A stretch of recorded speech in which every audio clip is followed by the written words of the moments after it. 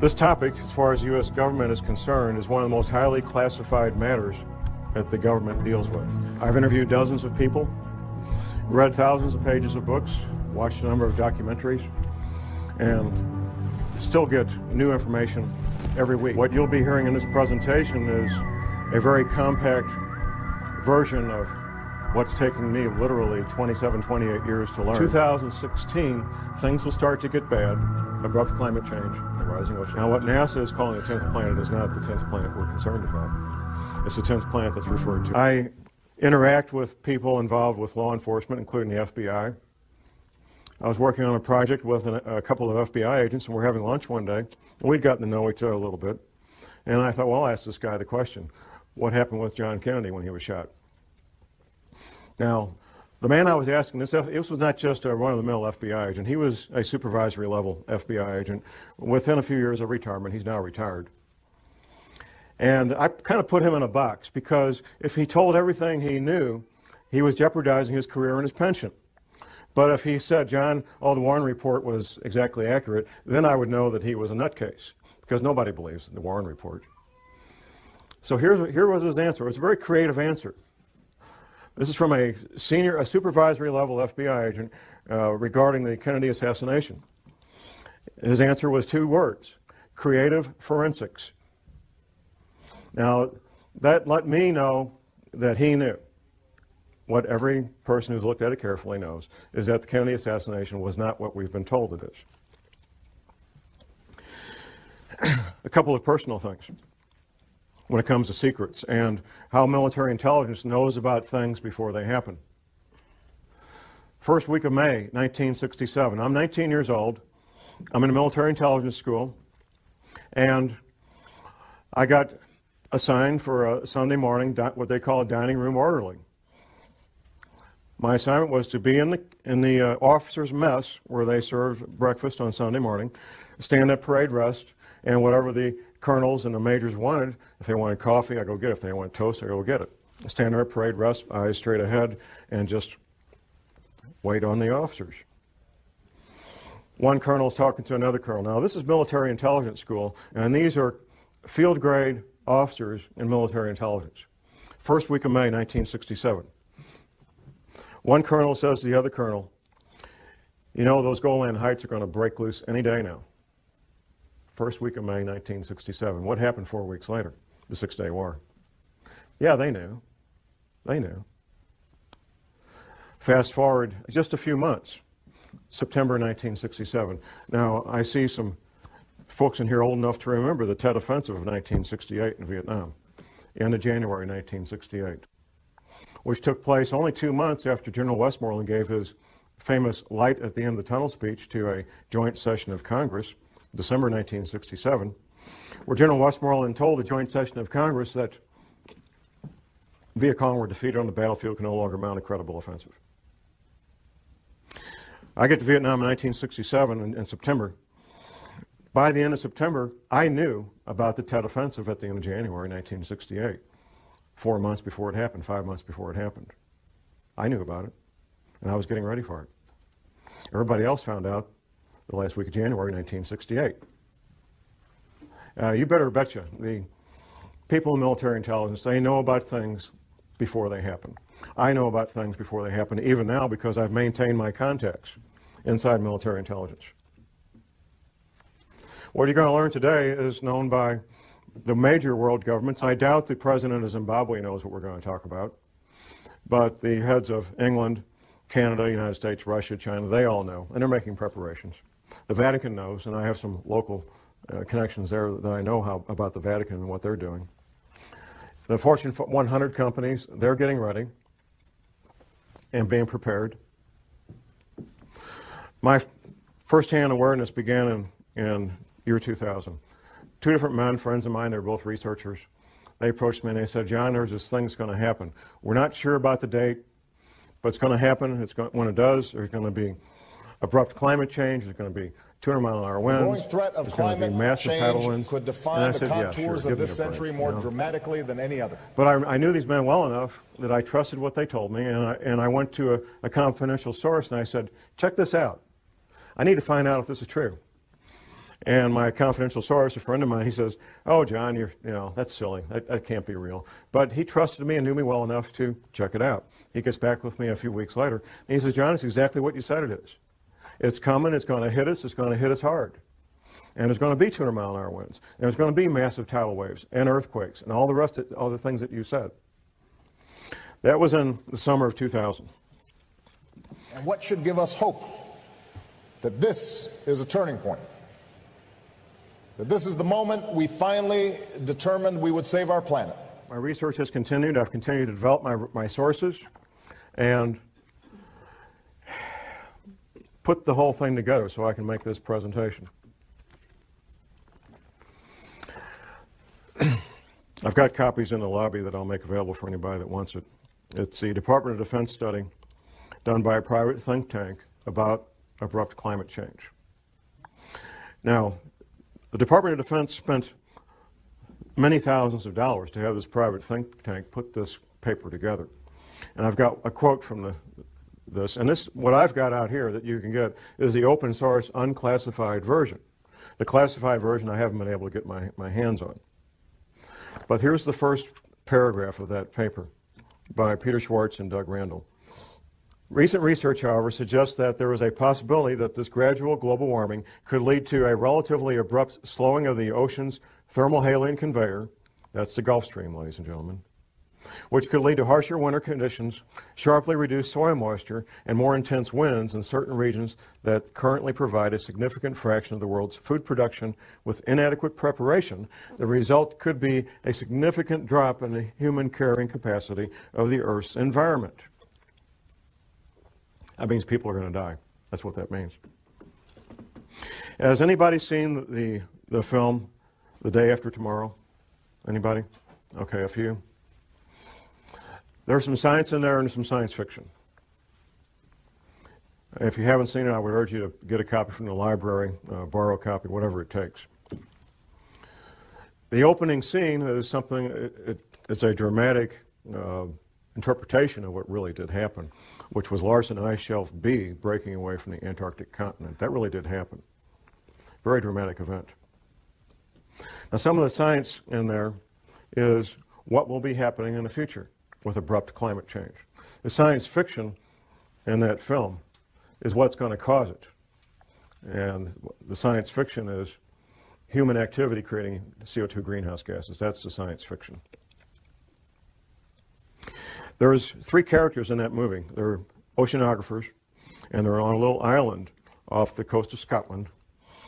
And quite frankly, they could be anywhere because you can do this from your home if you've got internet access. There's buoys out there in the Atlantic that give 24-hour, 7-day-a-week readings of the ocean temperature. And anybody can do this any place. You don't need to be on a little island off the coast of Scotland. So they're sitting there watching the ocean temperatures off the coast of Scotland. And then there's a dramatic drop in temperature on one buoy, then another buoy, and so forth. And what they're watching is the North Atlantic thermohaline conveyor, which is also called the Gulf Stream. From my private sources, I know that in real life, not in Hollywood films, but in real life, PhD oceanographers, 24 hours a day, 7 days a week, are actually doing that on both sides of the Atlantic, and they're very, very concerned. Just a couple of years ago, there was an announcement the Gulf Stream had slowed down by 30%. My private sources tell me it's been more than that. Now here's the deal. You look at a map of the world and you've got England, Ireland, and Scotland here, and you got Moscow here. They're both the same distance from the North Pole. They're both the same distance from the North Pole. England, Ireland, Scotland, and Moscow. What's the difference? I mean, they rarely see any serious snow in England, Ireland, and Scotland. They don't have furnaces like we do because it doesn't get to be 10 degrees. And they certainly don't have the winters of Moscow, even though they're the same distance from the North Pole. The reason they don't is the Gulf Stream. The Gulf Stream is that ocean of warm water that comes up from the Caribbean, the Gulf of Mexico, up the east coast of the United States, goes over and down past England, Ireland, Scotland, past France, goes on south and makes a big circle. That's the Gulf Stream. That's what gives England, Ireland, and Scotland the very temperate, mild winters that they've always enjoyed. The best PhD oceanographers on the planet know that it's slowing down, and they know it's going to stop. There's some disagreement about when. And because there's some unknowns that they have to try to do some guesswork. But here's what makes the Gulf Stream work. It's the salt content. It's the salinity of the ocean. The salt content of the ocean allows that big engine to pump that water up, go over and come back down and do that big circle of thousands of miles. The salt content is changing because of melting freshwater ice in Greenland and melting freshwater ice in the Antarctic. Now, the melting ice at the North Pole doesn't make any difference because that's floating salt water. So it doesn't make any difference. When it doesn't change the sea levels, it doesn't change the salinity of the ocean. This fresh water being introduced into the ocean is reducing the salinity of the ocean. That's slowing down the Gulf Stream, and at some point, it will stop. 3 years, 5 years, 20 years, I can't tell you when. And the best PhD oceanographers on the planet can't tell you when. They can tell you it's about to happen, though. As I started tracking this matter of abrupt climate change and rising ocean levels, I incorporated into casual conversations with people I knew and came in contact with. I was having lunch one day with a friend of mine. This friend is a veteran of the U.S. Navy Submarine Corps. And I was talking about what would be causing this, because I did pretty quickly learn what would be causing the rising ocean levels and abrupt climate change. And my friend starts telling me what he heard at a classified U.S. Navy briefing.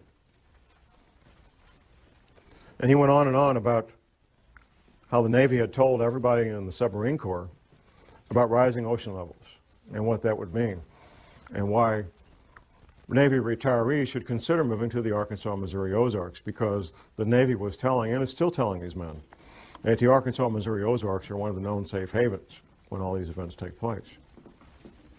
Later that night, I got home and I was thinking about our conversation, and something occurred to me that hadn't occurred to me while the two of us were together.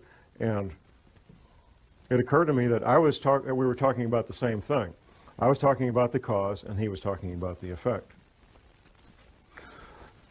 At that point, I also remembered a map that a patient of my wife's a chiropractor, had brought in and showed my wife back in the mid-'80s, of what North America would look like after the oceans rose to their new levels. Now, at the time, I thought, this lady needs a tinfoil hat real bad. That's the only thing I could think of. It was a beautiful full-color map done by a psychic.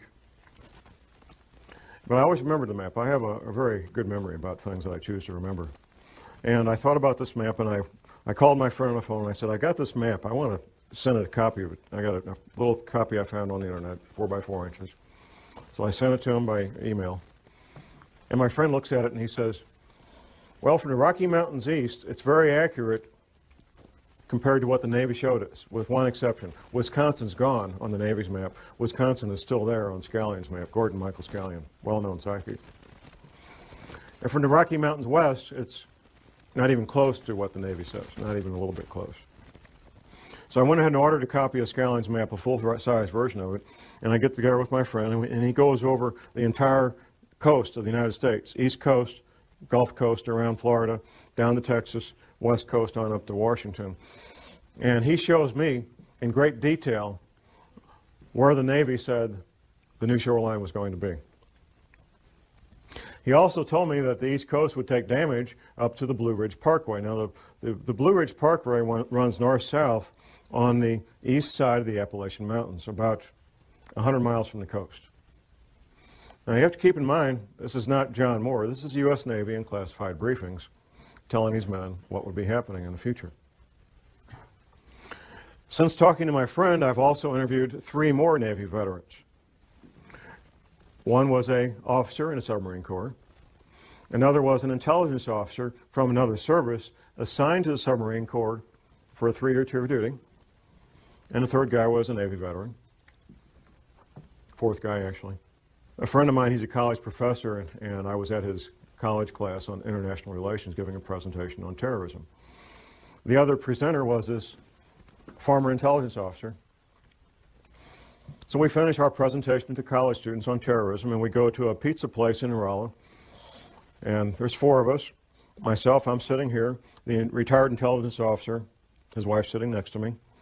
and the intelligence officer himself sitting across from me, and my friend and college professor is right over here. Once I found out that he did a 3-year tour of duty with the Submarine Corps, I knew I had to ask the question. I might never see this man again in my life. I got to ask the question. Now, we haven't talked about rising ocean levels. And this you have to keep in mind, this is a basic tool of investigative work, is interviewing witnesses at different times and different places, interviewing witnesses that don't know each other.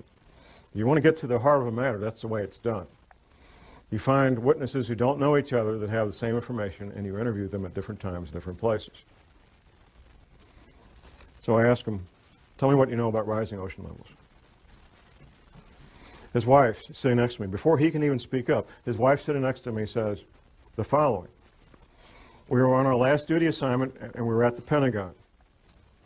Now, we've been all over the planet, typical military family, and we had to pick a place to retire. We chose the Arkansas, Missouri Ozarks because of rising ocean levels. I had my answer. I had my answer. We talked about that a little bit more. A few weeks later, I made a lunch appointment with him, and I brought the map with me that I'd revised after going over with the first submarine veteran. I brought it with me. We met at Steak and Shake, had lunch, and I had him revise the map even further, getting a few more details in there. The third submarine veteran, retired submarine officer, he's one of my pistol students. We had lunch and we talked, and he says, John, I signed these non-disclosure agreements. If I tell you what I know, I can lose my pension. I have to be out 5 years before I can tell what I know about rising ocean levels. I've only been out 3 years. I said, well, can you blink your eyes once for yes and twice for no? Then you won't be talking. He says, yeah, I can do that.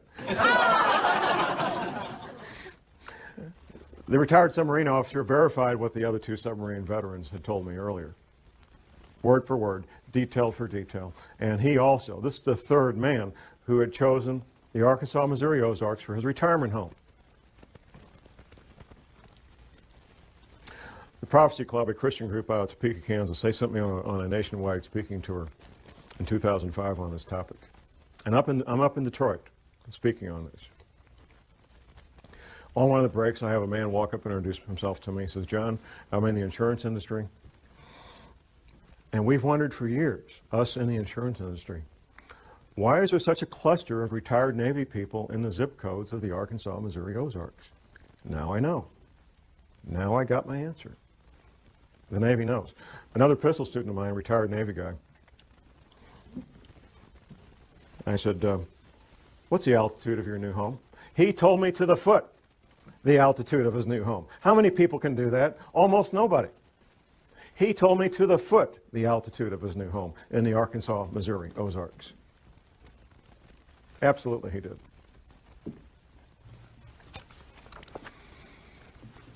How many planets are there in our solar system? 9? Okay. NASA. Never a straight answer. NASA. July 29th, 2005, announced the finding of the 10th planet, named Xena. Do a Google search. They did. Don't take my word for it. NASA announced the finding of the 10th planet, named Xena, 29th of July, 2005. Parade magazine and the Sunday newspaper. It was the front cover of the January 15th, 2006 edition. A friend of mine, I started telling him about these matters in 2004. After the NASA press announcement in July of 2005, he calls me up and he says, John, you're not crazy. There really is a 10th planet. NASA said so. I said, thank you very much. There has to be a cause. And this is something, quite frankly, we don't need to address it, but we will address it. The cause is the 10th planet. Now, what NASA is calling the 10th planet is not the 10th planet we're concerned about. It's the 10th planet that's referred to in the Bible, also called Wormwood. The closer you are to the current equator, whatever that might be, the better off you are when these things happen, if there's a pole shift, because your climate's not going to change all that much. If you're in Miami, Florida, and we have a 20-degree pole shift, you're not going to end up with a really, really bad winter. You're going to have a mild winter. But if you're in Maine and you got a 20-degree pole shift, you could end up with the weather of Siberia real easy. And when this 10th planet comes through our solar system every 3,600 years, it just causes severe problems on our planet. interacting with the Earth electrically and with gravity both. The back of your paper, no need for panic, there is a number of books cited that you can get from the library or purchase from different authors that talk in great detail about these planetary matters. Professor James McCanning, who is a credentialed scientist, has written a number of books on this. He's a real astrophysical scientist, and he knows about this stuff. I'm a private detective and a researcher. I'm not a scientist. But I can tell you what the scientists say, because I've read their books. And I can tell you what Dr. Velikovsky said, because I've read his books. And I can tell you what the Bible says, because I've read the Bible. And all these things are true, and all these things are in the process of happening right now. It took me a while to figure this out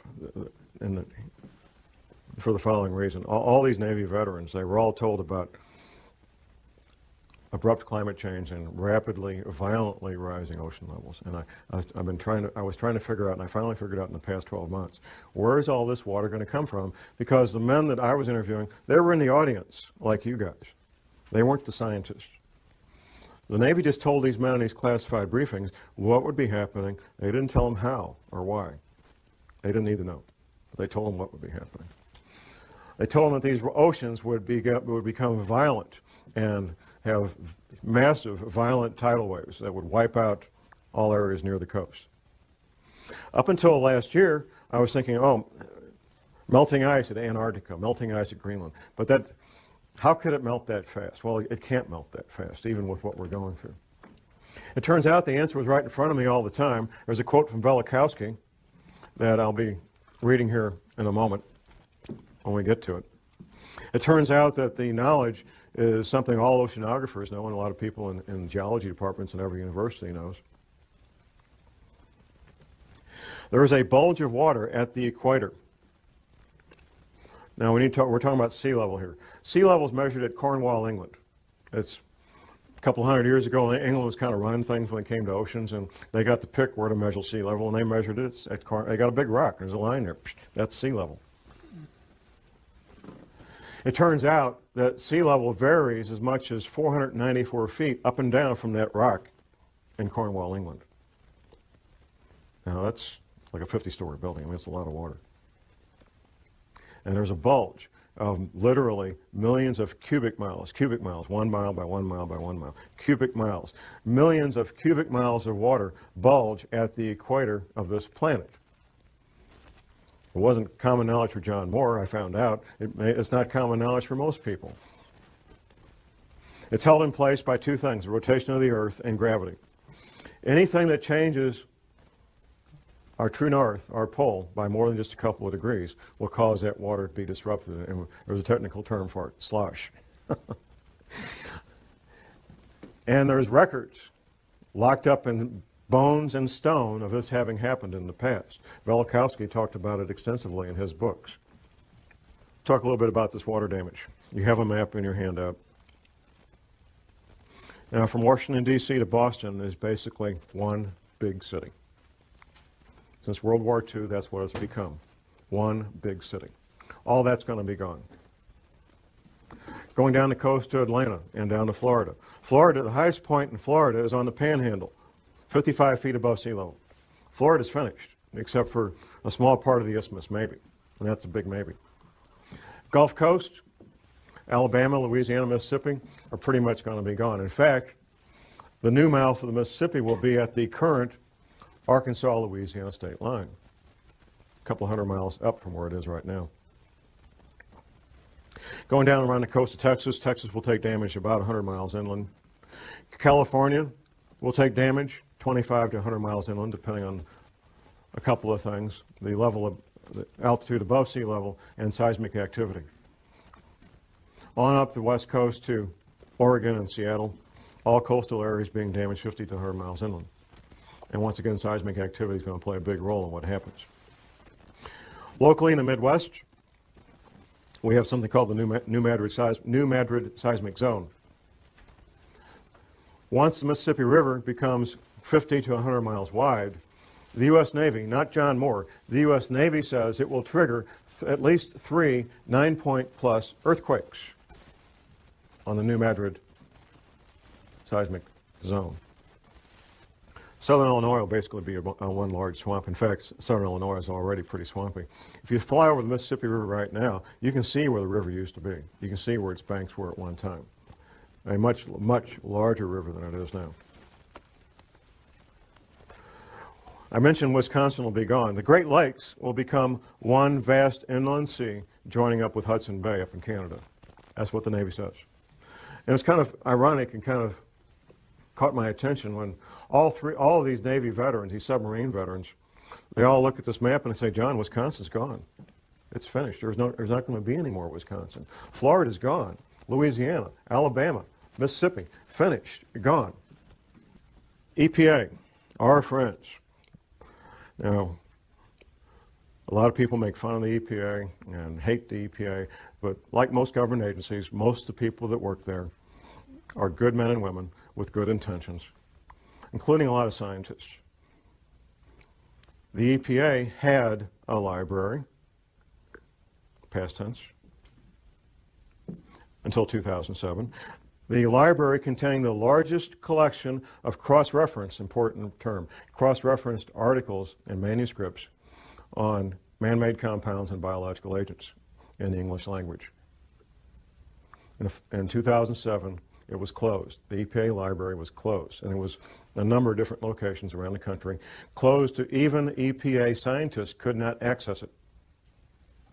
Anybody see Al Gore's film, An Inconvenient Truth?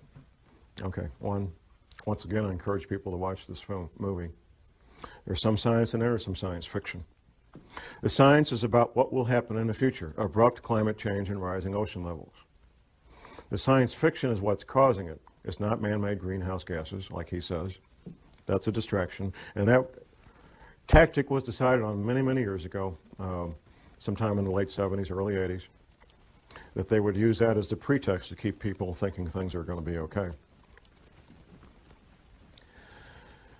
The science leaves out something, and the science fiction adds something. Al Gore gives a timeline for when these events are going to happen. Abrupt climate change and rising ocean levels. The timeline that Al Gore gives in his movie is the same timeline that the federal government gives out through the NASA Goddard Space Flight Institute. Say that fast 10 times. The NASA Goddard Space Flight Institute, which the Queen, Her Majesty, visited last spring when she was in this country, by the way, because she's got taking a sudden interest in science. Jim Hansen is the director of the NASA Goddard Space Flight Institute, and the timeline he puts out and the timeline Al Gore puts out is the exact same timeline, and here it is. It's kind of clever what they did in the movie, the way they said it. But in 2016, things will start to get bad, abrupt climate change and rising ocean levels. Exact same timeline put out by the federal government through NASA. NASA is part of the military, by the way. If you notice these space flight shuttles go up, captain this, lieutenant that, colonel, I mean, it's the military. It's always been the military. That's the official timeline put out by the federal government. Now, the real timeline. I found out through my confidential sources what the real timeline is, and I found out why they're doing what they're doing right now, moving the CIA from Langley, Virginia to Denver right now. These relocations, which you could call evacuations, are due to have everybody who's part of continuity of government planning. It's not all federal employees. If you work for Health and Human Services, you're toast. There's no place waiting for you in Denver. People in the intelligence agencies, people in certain parts of the military, not all the military. The scientists, the engineers, the doctors that they want to have in these shelters when everything breaks loose. That's who's being relocated, that's who's being sent to these shelters. These shelters are literally hundreds of millions of your tax dollars where people can live and work and have hot showers and pizzas and video movies for years without ever leaving the place and be quite comfortable. There's other things that could be happening in the next couple of years. those of us who research these matters and share these concerns, we all know that there's multiple agendas proceeding forward, and that what we sometimes refer to as a New World Order, which will be basically corporations running everything, banks and corporations, they fully expect to come out on the other side of this intact. A fellow radio talk show host from my station, he lives down in Northwest Arkansas, not far from Walmart headquarters. He says, John, I get plain brown envelopes with no return address sent to me from people that work inside there at middle and upper management levels, giving blueprints of the shelters that Walmart's built for their people. They expect to come out on this. Another friend of mine was working with a Catholic group here in St. Louis, and his job was to help set up military-grade radio communications between the Vatican group in St. Louis and the Catholic group in St. Louis, excuse me, and the Vatican. Military-grade two-way communications. We're not talking 10-4 good buddy CB stuff. The real military-grade radio communications. The agendas of the people that control the world, the international bankers and the Fortune 500 and so forth, is to have a planet with far less people on it than there is now, either inadvertently through these earth changes or by design, through World War III, a flu pandemic, or severe economic collapse leading to societal disruption, or all three happening at the same time. These are all matters that could be happening in the not too distant future. I refer to what we're living in right now as phase one. Phase one is where normal commerce takes place. We can have our careers, interact with our families and our social events that we normally do, and life appears to be normal. The powers that be are using phase one to finish their final preparations. This shelter I talked about here at Weldon Springs, Missouri, it took almost twice as long to build it as they anticipated. They kept running into the various problems that any construction project has, but they got it built. And they're using these remaining months to finish up whatever final preparations they need to get their people in place and get moved. Phase two will be when these earth changes events, abrupt climate change, bizarre weather, earthquakes, tidal waves, all become so numerous that they become daily news. In fact, when I meet people out in the street, almost everybody comments on how bizarre the weather has become. And that's pretty much a topic of daily discussion. The government, the powers that be, will claim that these bizarre weather-related events are related to global warming. And when they're happening, that we need to start cutting back on our creation of CO2 greenhouse gases. Since I've been watching these matters the past 9 years, I watched it incrementally become a bigger and bigger media event, up to the point where Al Gore got the Academy Award for Best Documentary in 2007. Then it was like, we're off to the races. Up until that award, or that Academy Award, global warming related news stories was maybe twice a week. That was about what I was seeing. Since then, since he got that Academy Award, it's been daily, 7 days a week, global warming stories. And there will be no end to it. As long as there's news, as long as they're capable of broadcasting news, you will have global warming stories every day of the week from now on. As these events become more severe, you're going to hear more and more men with lab coats from NASA talking about global warming being caused by human activity, and that it will be better and everything's going to be okay, so you can go back to your baseball games and go back to work Monday morning. Things are going to be fine. That's phase two. Phase three will be a relatively short period of time. It may be a matter of a few days, maybe a week. It won't be long. At some point, people will realize that things are very strange and very dangerous, and they'll start doing things they normally wouldn't do. Say, for example, you're a professional, self-employed, or you have several people working for you. Half the people in this country work for small businesses. Many of the owners of those businesses are financially well off that they could lock the door and never go back. They love what they do, and that's why they go to work every day. I've heard a number of people tell me, they say, John, the government doesn't want to create panic. That's why they're concealing this. No, the government's not concerned about panic.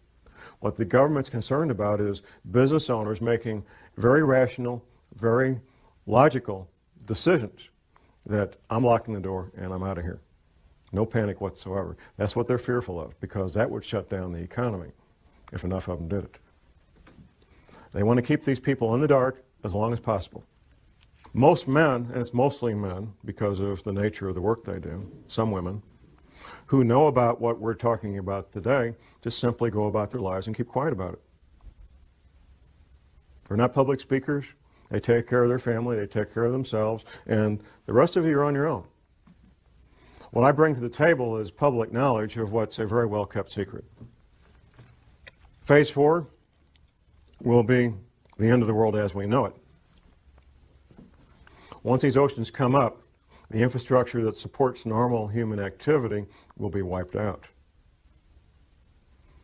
Take, for example, shipping, ocean-going ships. The bulky, heavy products of the world, whether it's grain or petroleum products or coal or lumber, is all moved by ship.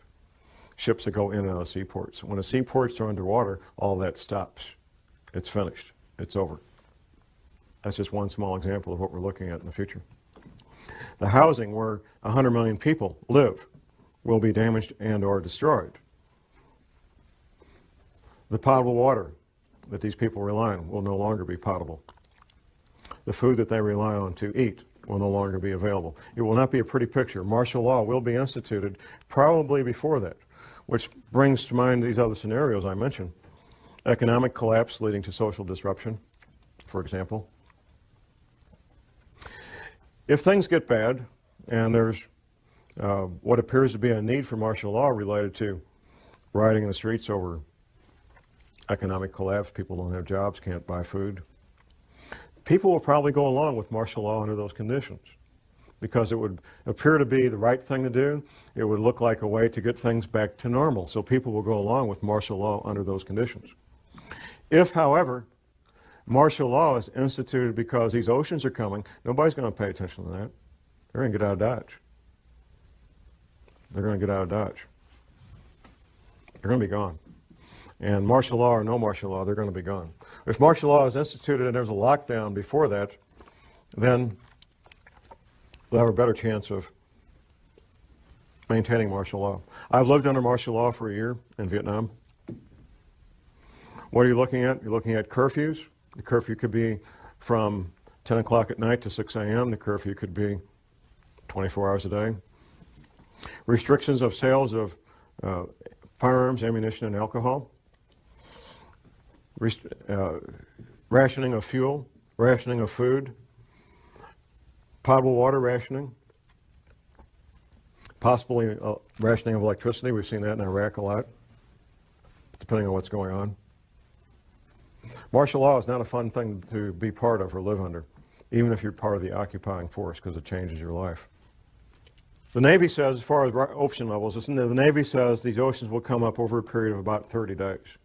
Once these events get in motion, these water levels, these oceans, these tsunamis, tidal waves will take place over a period of about 1 month. Altitude.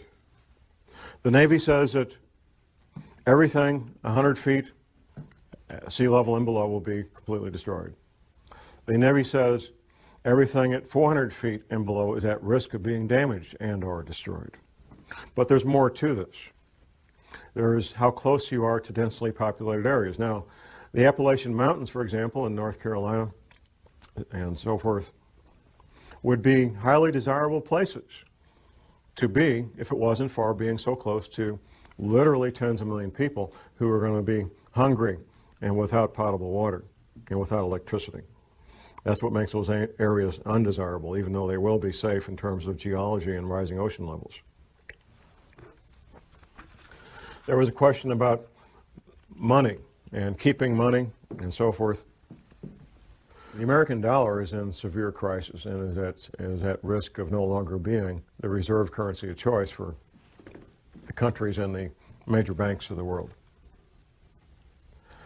Dollars, if you call dollars money, you would be well advised to maybe be looking at something else for money to store up value for future use, possibly gold coins, possibly silver coins, to store up a lot of value in a compact area, compact space. Before, however, I would get gold coins or silver coins, I think I would look at other aspects of preparedness, and that's why I want to focus on the final part of this presentation is preparedness. So let's look at the stepping stones, the building blocks of preparedness. First of all, and most important, is spiritual preparedness. I'm not ashamed to admit that I am a born-again, Bible-believing Christian. I know from interviewing and studying what happened in World War II that our American POWs who were incarcerated in POW camps in World War II, our American POWs who had strong spiritual beliefs were far more likely to survive what went on in his POW camps than those who did not. Eating the same food, having the same medical attention, doing the same work, wearing the same clothes, living in the same buildings. Those who had a strong spiritual foundation were far more likely to survive those conditions. We know that for a fact. It's not my job to tell you what your spiritual beliefs should be. My job is to tell you need to have strong spiritual beliefs, whatever that might be for you. Next comes skills. And there's a lot of skills I'm going to advocate. I'm going to look at my list here so I don't miss any of my list of skills. And I'm going to come back and read you what Dr. Velikowski wrote about what might happen. The skills of a farmer, a gardener. You will be growing your own food. The skills of a paramedic. Now we get so used to, if somebody gets injured, we dial 911, and in a few minutes there's a wonderful shiny ambulance with these highly trained technicians. They got all the stuff they need to save life. In a future where things no longer work like we're used to, you're going to be your own paramedic, or you're going to sit there and watch your loved one bleed to death from a chainsaw accident or whatever it might be. An EMT course is one semester at your local junior college, maybe $100, $200, and you'll know more about emergency medical matters than 99% of the people in this country. One semester at your local junior college.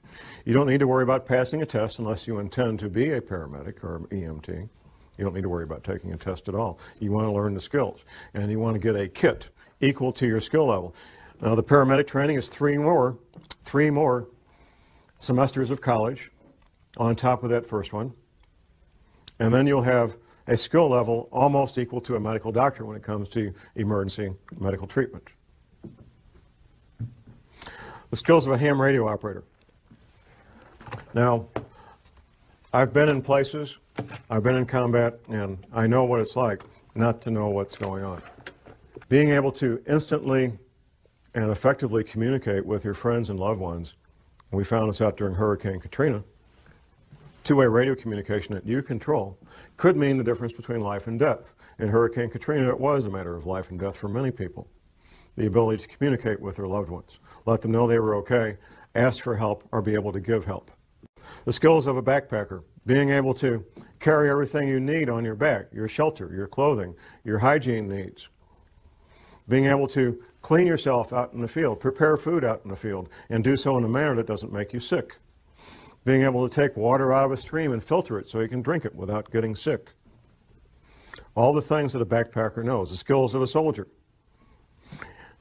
In a severe crisis, like Hurricane Katrina, for example, you're your own cop, you're your own soldier, or nobody's protected. That's what it comes down to.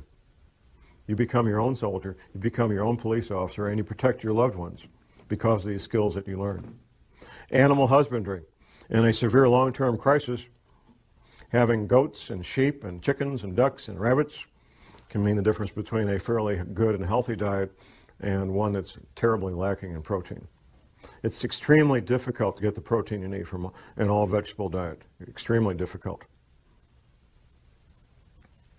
The skills of a carpenter, of an electrician, of a plumber. Things that we may call up a professional to do now, you will be on your own to make these repairs. The skills of an automobile mechanic. All these skills take years to learn, and you can't learn them out of a book, at least not and be very effective. There's some things you can learn out of a book, but without practical application, you're just guessing on how this stuff works.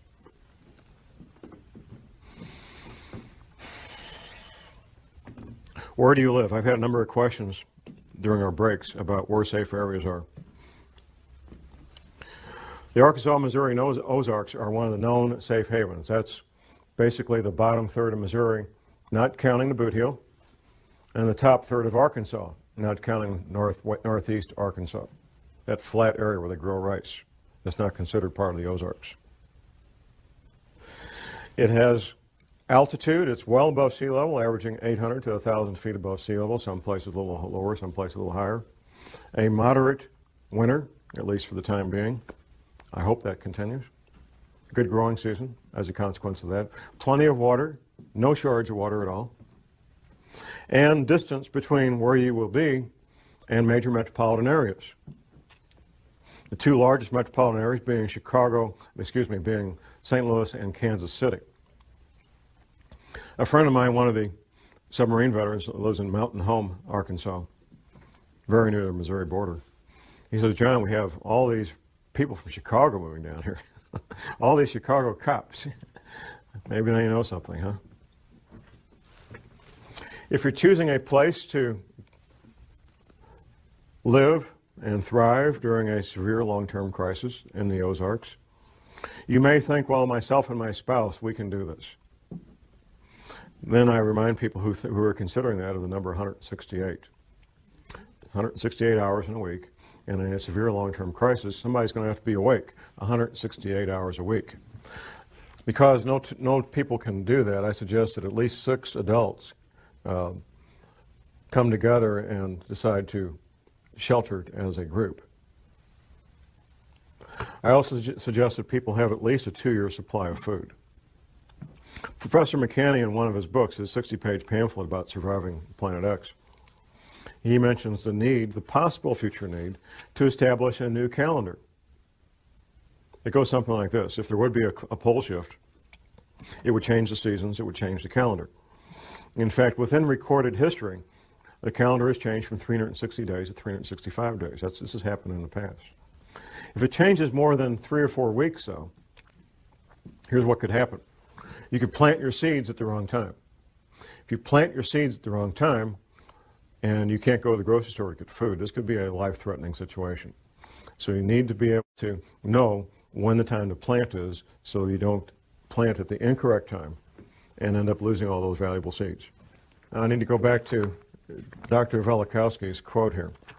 Dr. Velikowski was a medical doctor, and he wrote several books about these matters. And he was hammered on mercilessly. One of the things Dr. Velikowski did was reconcile calendars, like when you reconcile your checkbook. And it's the nature of professionals in all professions not to talk to people who don't do what they do. And nobody had ever done this previously. And it's not easy to do, reconcile calendars from these ancient cultures. Dr. Velikowski made an observation. There is a passage in the Bible. The Israelis are having this battle, and they need a few extra hours to win this battle. And guess what? They got a few extra. Their day was a few hours longer. You know the quote, Jim. The incident, right. Now, typically when we study the Bible, if there's something we can't understand, we just say, well, God's just trying to make a point. This really didn't happen. That's what we do. Up until fairly recently, that's what we had to do with the incident with the Israelis fighting this battle. Well, God was trying to make a point that he had the power to do this. It really didn't happen. Well, it turns out we now know scientifically how that could happen, and the only way it could happen. For the Israelis to get 3 or 4 hours more daylight, the only way that can happen is for the planet to roll over in space, giving those extra 4 hours. Here's what Velikowski said. Well, if the sun didn't set over the Sinai desert when it was supposed to, on that date, and he had the date because the Israelis had calendars and they wrote it down, that's a pretty important deal. I mean, if you're Moses and something important happens, you tell the scribes, hey, write this down. This is important. So they had written records and they had a calendar. Velikowski said if that happened over the Sinai desert, then the sun must not have come up in China the next morning when it was supposed to come up. And the Chinese had scribes, the Chinese had calendars, and guess what? The sun didn't come up the next morning when it was supposed to. Verifying scientifically the Bible and verifying scientifically what really happened. The Israelis did get that extra 4 hours of daylight, and the Chinese didn't have the sun. Of course, the sun couldn't come up because the planet had rolled over in space. And that's why the Israelis, and God can make that happen. And he did make it happen. Now, Dr. Velikovsky wrote a number of books. Now, what I'm going to quote here word for word is a quotation from one of those books. It's titled Earth in Upheaval by Emanuel Velikovsky. Now, what he's doing here is giving this is one page of one book. One page of one book. He's giving a very compact, highly condensed observation of what happens in a pole shift. Observations based on what he found going around the planet and finding the evidence. It's titled A Working Hypothesis. Let us assume as a working hypothesis that under the impact of a force or the influence of an agent, and the Earth does not travel in an empty universe, the axis of the Earth shifted or tilted. At that moment, an earthquake would make the globe shudder. Air and water would continue to move through inertia. Hurricanes would sweep the Earth, and seas would rush over continents, carrying gravel and sand and marine animals, casting them on the land. Heat would be developed. Rocks would melt, volcanoes would erupt, lava would flow from fissures in the ruptured ground and covered vast areas. Mountains would spring up from the plains and would travel and climb on the shoulders of other mountains, causing faults and rifts. Lakes would be tilted and emptied. Rivers would change their beds. Large land areas with all their inhabitants would slip under the sea. Forests would burn. Hurricanes and wild seas would wrest them from the ground on which they grew and pile them, branch and root, in huge heaps. The seas would turn into deserts, their waters rolling away. And if a change in the velocity of the Earth's rotation, slowing it down, should accompany the shifting of the axis, the water confined to the equatorial oceans by centrifugal force would retreat to the poles, and high tides and hurricanes would rush from pole to pole, carrying reindeer and seals to the tropics and desert lines into the Arctic. Moving from the equator up and down the mountain ridges of the Himalayas and down the African jungles, and crumbled rocks torn from splintering mountains would be scattered over large distances. And herds of animals would be washed from the plains of Siberia. The shifting of the axis would also change the climate of every place, leaving corals in Newfoundland and elephants in Alaska, fig trees in northern Greenland, and luxuriant forests in Antarctica. In the event of a rapid shift of the axis, many species and genera of animals on land and in the sea would be destroyed, and civilizations, if any, would be reduced to ruins. It paints a pretty bleak picture, and hopefully that won't be what we're in for.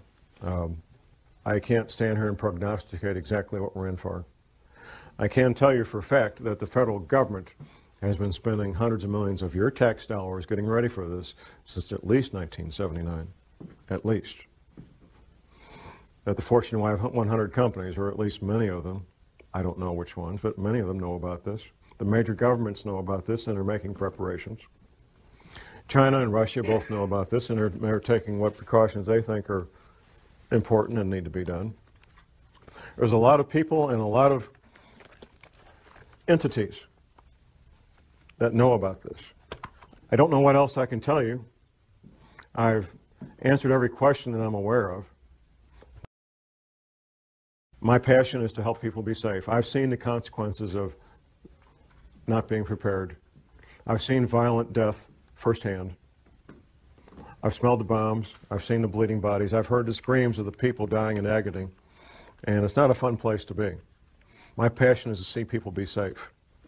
And I'll do anything I can to help people be safe and be prepared. That's my passion. That's why I'm up here doing this. And with that, I will ask that God bless you all and that God bless this country. And thank you very much.